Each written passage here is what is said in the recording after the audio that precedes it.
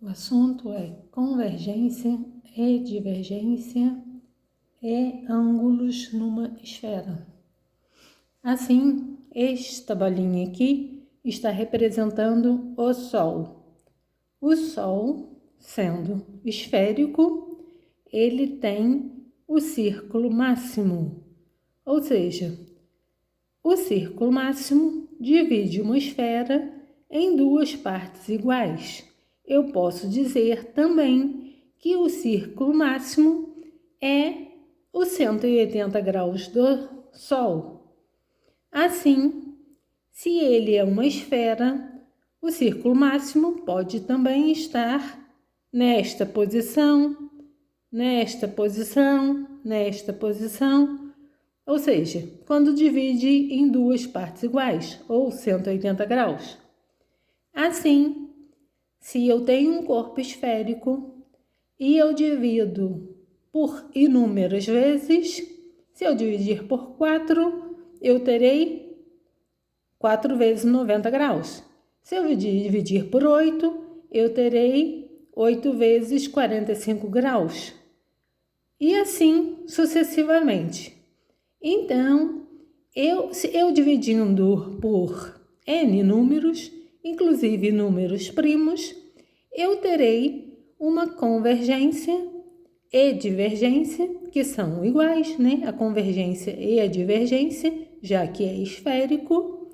Então, eu terei uma convergência e uma divergência de 0,3183, dado, graus, né? Dado pela fórmula raio sobre π raio.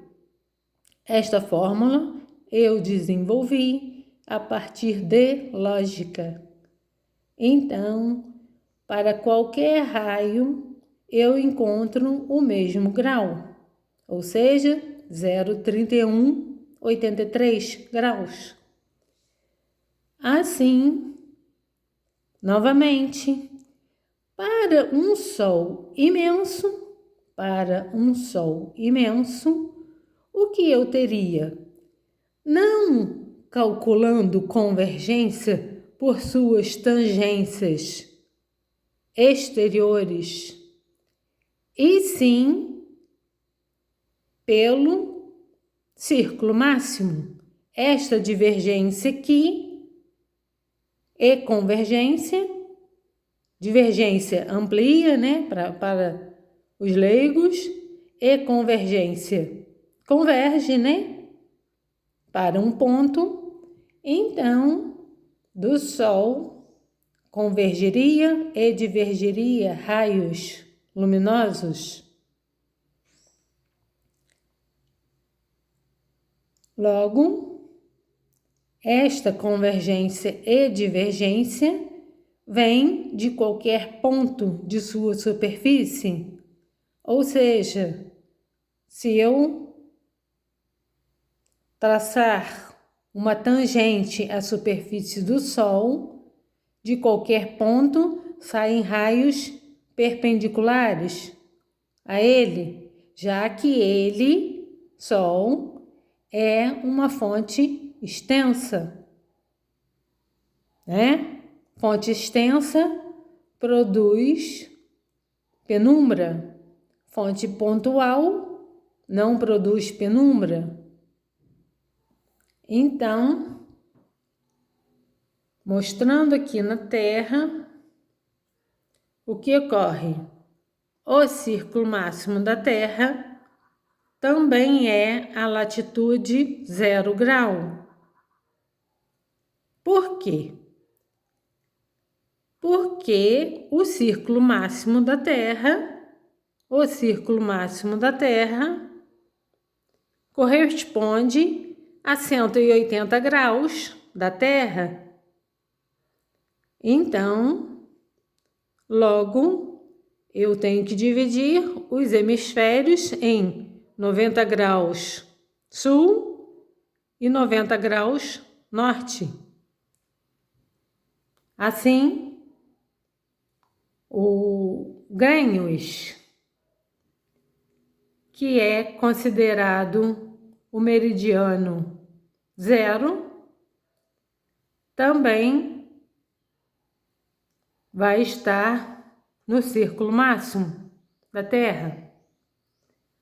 Mostrando aqui em os graus, o que ocorre?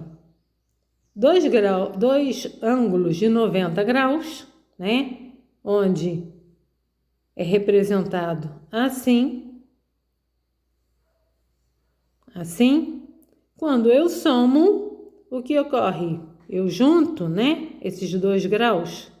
Então, se transforma no ângulo de 180 graus. Logo, este ângulo está oposto por um ponto, né? Acho que dá para ver ali o pontinho ali. Em sentidos contrários. Tanto é que na Terra, no Brasil, Macapá está oposto por 180 graus à Indonésia, que ambos, há alguma cidade lá na Indonésia, né, que não são os nomes estranhos, eu não lembro. Assim, ambos estão a 0 grau de latitude. Ou seja, isso quer dizer o quê?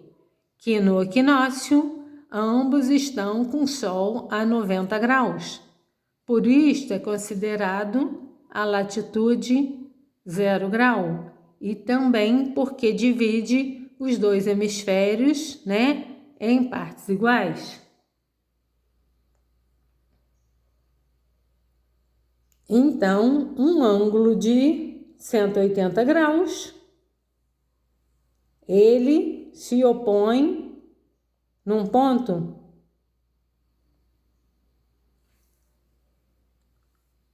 Um ângulo de 180 graus numa esfera também é o círculo máximo, que toda a esfera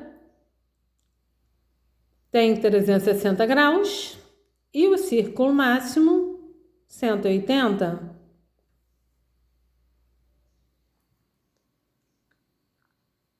Então, o que ocorre?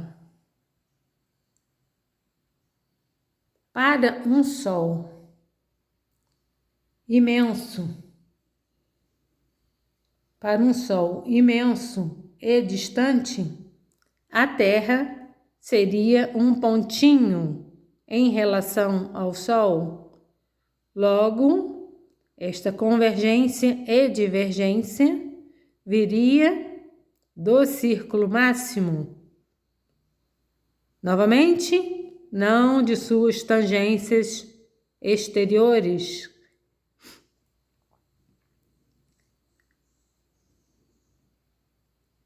Assim, esse pontinho no círculo máximo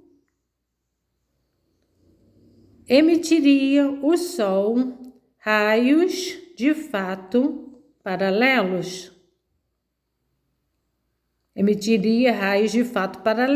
Porque este pontinho, em relação ao Sol, seria tão pequeno que esses raios passariam pela Terra de forma paralela. Ou seja, o Sol tem 4.368.000 quilômetros. O 1 grau do Sol representa 12.133 quilômetros. Assim, o tamanho da Terra sendo diminuto, de fato, os raios do Sol seriam paralelos.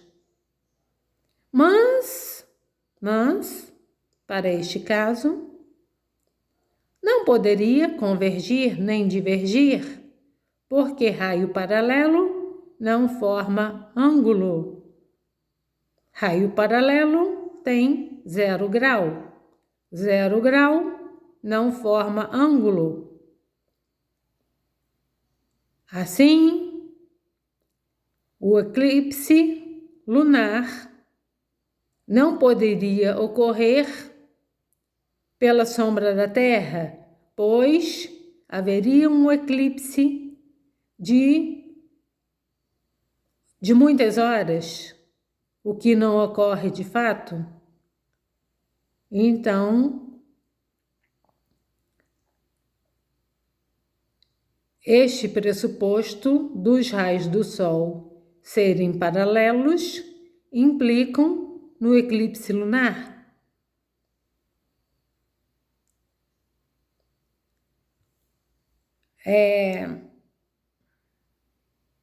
Mas o que eu tenho que falar?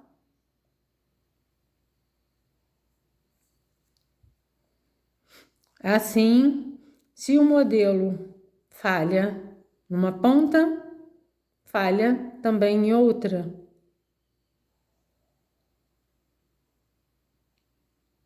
Para raios serem paralelos, Sol não poderia ser esférico. Sol teria que ter outro formato, já que um formato esférico tem que convergir e divergir. Por quê? Por causa da divisão. Da divisão da esfera de 360 graus por inúmeros números. Então, sempre vai haver uma convergência e uma divergência.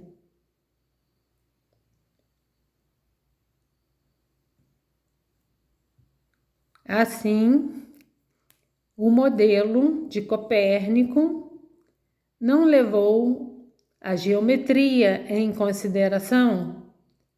Ele apenas pressupôs uma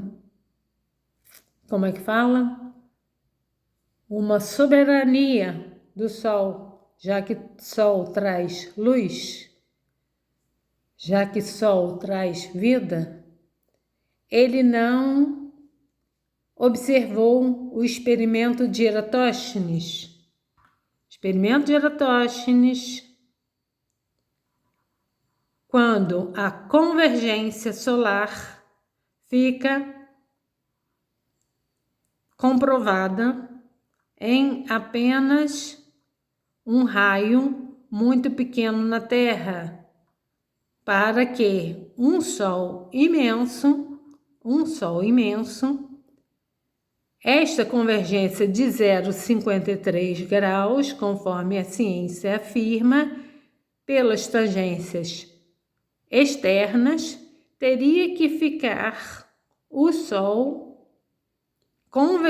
fazendo a convergência em todo o raio da Terra. No entanto, a realidade não comprova isso. Ou seja, no experimento de Eratóstenes, a sombra é zerada num raio muito pequeno na Terra. Isto é sabido, isto é comprovado através do estelário, que quando o Sol está exatamente a 90 graus, ou seja, a 89 graus e 50 minutos, é que de fato uma determinada localidade vai ter Sol, incidindo diretamente e zerando a estaca, zerando a sombra na estaca. Este experimento é conhecido há 2000 anos e, no entanto, Copérnico não levou em consideração. Ele, como matemático, conhecedor do experimento de Eratóstenes, teria que ter levado em consideração. Assim, se de fato a convergência solar ocorre num raio muito pequeno na Terra, logo o Sol também é pequeno. Simples assim.